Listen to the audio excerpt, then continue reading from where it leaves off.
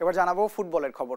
Media cup 2025 টুর্নামেন্টের group পর্বের দ্বিতীয় ম্যাচে বিটিভিকে টাই ব্রেকারে 1-0 গোলে হারিয়েছে দেশ টিভি।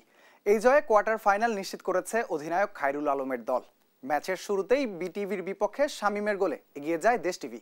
ব্যবধান বাড়ানোর সুযোগ থাকলেও সেই সুযোগ কাজে লাগাতে পারেননি তারা।